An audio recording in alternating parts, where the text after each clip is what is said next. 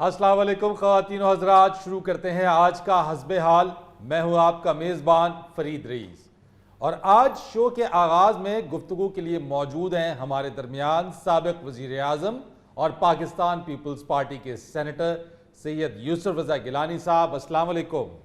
वालेकुम अस्सलाम। क्या हाल है फरीद, आप ठीक ठाक हैं? बिल्कुल गिलानी साहब, आपका बहुत शुक्रिया। आप ठीक ठाक हैं, खैरियत से हैं? जी अल्हम्दुलिल्लाह, मैं भी ठीक हूँ। और मैं यकीन माने कि जब भी हस्बे हाल में आता हूँ तो मुझे दिली खुशी होती है। शुक्रिया जी, शुक्रिया। चूँकि आप लोग बड़े अच्छे अंदाज से सियासी हालात पे तबसरा करते हैं। बहुत शुक्रिया आपका गिलानी साहब इस पजीराई का। तो सियासी हालात पे तबसरा मैं इस तरह शुरू करना चाहता हूँ कि देखें, ये जो इस वक्त सिचुएशन बनी हुई है, मैं समझता हूँ कि ये जो पीटीआई है इस पे पाबंदी की बात हो रही है। तो मैं तो किसी भी सियासी पार्टी पे पाबंदी लगने का कायल नहीं हूँ, मगर मैं समझता हूँ कि ये सियासी पार्टी नहीं है। अच्छा, ये पीटीआई जो है ये एक टोला है, बल्कि टोला भी हमारे चेयरमैन बिलावल भुट्टो जरदारी साहब कहते हैं। सही। मैं तो इसे पटोला कहता हूँ, पटोला। गिलानी साहब, पटोला किस बुनियाद पे आप इन्हें कह रहे हैं? देखे, सारे सियासतदान कई कई महीने कई कई साल पाबंदे सलासल रहे हैं और सब ने अपनी अपनी कैद बड़ी बहादुरी दलेरी के साथ अल्लाह अल्लाह करके गुजार दी। मगर ये पीटीआई वाले अल्लाह अल्लाह करने की बजाय जेल में दूसरे दिन ही वही अल्लाह करना शुरू हो जाता है। सदके बनिया, कुर्बान बनिया, क्या बात है। इसलिए मेरा ख्याल है कि ये वही अल्लाह करने वाले लोग टोला भी नहीं पटोला है। तो गिलानी साहब, यही वो लोग होंगे जो पीटीआई को छोड़ेंगे और फिर यही वो लोग होंगे जो बाद में पीपल्स पार्टी में भी आने की कोशिश करेंगे, दूसरी सियासी जमात में भी जाने की कोशिश करेंगे, तो फिर वो ठीक कैसे हो जाएंगे? देखिए, बात यह है कि ये सारे के सारे मुख्तलिफ पार्टियों से उड़ान भर के पीटीआई में गए थे और ये मेरा ख्याल है कि अच्छी रवायत नहीं है। अगर ये वापस पीपल्स पार्टी में आते हैं तो मैं तो समझता हूँ कि इनको इस बुनियाद पे वापस लिया जाए कि इनके पुराने बयानात देखे जाए। अगर किसी ने जमहूरियत से हट के बयानात दिए हुए हैं तो उसके लिए दरवाजे बंद रहने चाहिए। बिल्कुल। अच्छा, और अगर कोई जमहूरियत के अंदर रह के खेलता रहा है तो उसमें कोई एतराज नहीं होना चाहिए। इनकी चूंकि आजकल पकड़ धकड़ शुरू हुई है, इन पे सख्त वक्त आया हुआ है और ये सिर्फ रिलीफ लेने के लिए पार्टी छोड़ के वापस दूसरी पार्टियों में जा रहे हैं। तो मैं इस पकड़ दकड़ के हवाले से ये कहूँगा कि दुश्मन फड़िया जाए तो खुशी ना करिए, सजना भी फड़िया जाना। लेकिन गिलानी साहब, सियासी जमातों के रहनुमाओं के ऊपर ऐसे वक्त आ जाते हैं, गिरफ्तारियां भी होती हैं, जेल भी जाना पड़ता है, लेकिन हमने यहाँ देखा कि पीटीआई के जो लोग गिरफ्तार हुए, गिरफ्तारी के बाद वो तो पीटीआई से ऐसे निकले जैसे खिजा में पत्ते झड़ जाते हैं। देखिए, बात ये है कि मैं पहले कह चुका हूँ कि ये कोई सियासी पार्टी नहीं थी, ये टोला भी नहीं, ये पटोला है, पटोला। शादी, अगर पीटीआई सियासी पार्टी नहीं है तो क्या ये सालगिरह पार्टी है? देखे गौरी साहब, सालगिरह पार्टी में भी कोई इत्तेहाद और इत्तेफाक नजर आता है। इनमें मेरा ख्याल है कुछ ऐसा नजर नहीं आया। ये सारे अपॉर्चुनिस्ट हैं, ये अपने अपने मतलब के लिए इकट्ठे हुए थे। तो इनको हम सियासी पार्टी कैसे कह सकते हैं? अगर सिर्फ इकट्ठा होने की वजह से पीटीआई सियासी पार्टी है तो फिर मेरा ख्याल है कि पपीते को भी पीला रंग होने की बुनियाद पे आम कह लेना चाहिए। सदके बड़ी मिसाल। लेकिन शाहजी, ये तो होता रहा है। मैं आपको ये बताता चलो फरीद कि जिस तरह मोर के पर लगाने से सील कुकड़ मोर नहीं बन जाता,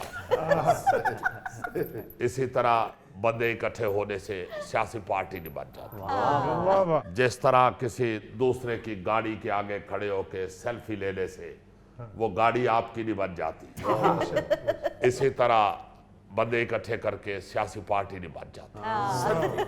मैं समझता हूं कि फिल्टर लगा के तस्वीर लेने से तस्वीर तो खूबसूरत आ सकती है, आपका हकीकी चेहरा खूबसूरत नहीं बन सकता। बेशक। हकीकत चेहरे की वही होती है जो शनाख्ती कार्ड की तस्वीर में नजर आ रही है।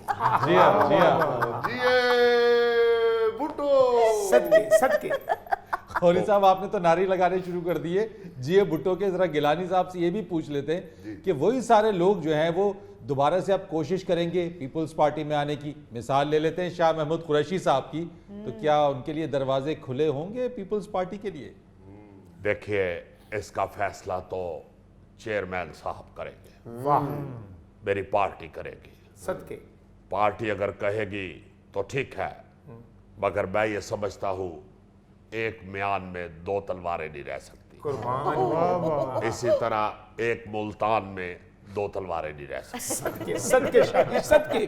कुर्बान बन जा। इसलिए मैं समझता हूँ कि अगर म्यान एक है और तलवारें दो हैं, तो दूसरी तलवार को चाकू बना के म्यान के साथ लटका लेना चाहिए। वाह वाह वाह। गिलानी साहब, ये पहली तलवार कौन है? आपको नजर नहीं आ रही? ये तो आप नजर आ रहे हैं। अल्लाह के फजल से यूसुफ रजा गिलानी पीपल्स पार्टी की तलवार है, बेशक बेशक। मुल्तान की तलवार है। चमक रही है शाहजी, तलवार चमक रही है, बाकी तलवारें तो मान पड़ गई। आपका बहुत शुक्रिया, आपके मैं नारे सुनता रहता हूँ। शाहजी इस तलवार की अगर धार चेक करनी हो तो ये तरबूज को टक लगा ले। जुल्फी, आप तलवार की बात ना करें, आप नेल कटर के अंदर पाए जाते हैं। वाह वाह शादी वाह। वैसे तो बात अब सिर्फ शाह महमूद कुरैशी साहब की नहीं रह गई, अब तो तमाम लोग पीटीआई छोड़ते जा रहे हैं। मैं तो ये पूछने के लिए कि आपकी पार्टी के अंदर क्या हो रहा है, जब ये सोचता हूं कि कल फला बंदे को फोन करूंगा तो रात को वो भी पार्टी छोड़ते हैं, हाय हाय हाय। फिर अगले दिन दूसरे बंदे का सोचता हूं कि उससे बात करूंगा, रात को वो भी पार्टी छोड़ देते हैं। ओए हाय हाय। तो ये चूंकि मांगे तांगे के लोग इकट्ठे करके पार्टी बनाई गई थी, तो आपको मालूम है कि ये जो मांगे तांगे के लोग होते हैं, बल्कि जो तांगे में बैठे हुए लोग होते हैं, उन्होंने कहीं ना कहीं उतरना ही होता है। सदके। वाह वाह। तो मैं समझता हूं कि ये सारी सवारियां जो है मांगे तांगे की, ये एक एक करके तांगे से उतर गई है। शाहजी पीटीआई वाले तो ऐसे पार्टी छोड़ रहे हैं जैसे गोगा लंबी लंबी नहीं छोड़ता। गोगा तो मैंने सुना है चौड़ी चौड़ी छोड़ता है। तो फरीद साहब, जी गिलानी साहब, मैं ये समझता हूँ कि ये जिस तरह पीटीआई में गए थे उसी तरह वापस आ रहे हैं। हाँ। तो इस वक्त तो पीपल्स पार्टी पे बहुत प्रेशर है अच्छा, कि हमें वापस लिया जाए। तो गिलानी साहब, इन हालात में पीटीआई से मुज़ाकरात का वक्त हाथ से निकल गया? अब वक्त गुजर चुका है, बिल्कुल ऐसे ही जैसे कोई बंदा रेलवे स्टेशन पे पकौड़े लेने के लिए गाड़ी से उतरता है और पीछे से गाड़ी निकल जाती है। फरीद, ये बिल्कुल ऐसे हुआ है जैसे किसी फैमिली के शादी पे जाते वक्त कोई बच्चा जिद करना शुरू कर दे कि मैंने रेड नेकर शर्ट पहन के जाना है, अच्छा, और वालिद गुस्से में कह दे इको घर छोड़ दे वो असा में नहीं, और वो बच्चा बेचारा फिर सारा दिन अकेला घर रहता है। अब मेरा ख्याल है कि वक्त गुजर चुका है, ये जो सियासी नौनिहाल है इमरान नियाजी, ये अब अकेला बैठा रहे। हाय हाय शाहजी, क्या मिसाल दी आपने। मैंने इसी डर से कभी जिद ही नहीं की कि मैंने ये कपड़े पहनने हैं, मैंने ये कपड़े पहनने हैं, मैं उसी वक्त चल पड़ता हूँ। तेको कपड़े नाल क्या, तेको तो बस इतना पता है कि अगे लंगर पका पिया है। सदके कुर्बान। शाहजी जिस ਵਿਆਹ ਤੇ ਬਹੁਤੀ ਸਲਾਮੀ ਦੇਣੀ ਹੁੰਦੀ ਸੀ ਇਹਦੇ ਅੰਮੀ ਅੱਬੂ ਇਹਨੂੰ 2-2 दिन ਭੁੱਖਾ ਰੱਖਦੇ ਸਨ। शाहजी ये गोगे के गांव में किसी शादी पे जो बच्चा पकना होता ना, उस बच्चे को 3-4 दिन पहले ये गीला कपड़ा मारता है।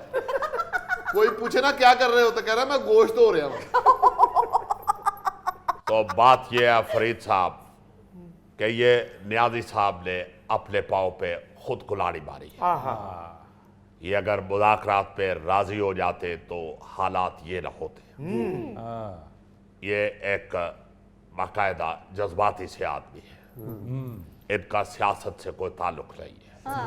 आप इनकी 20 साला दौरे सियासत की सारी गुफ्तगू उठा के सुने, आपको ऐसे लगेगा कि किसी छोटे से बच्चे ने कापी के ऊपर कचबिचौले वाए हुए थे।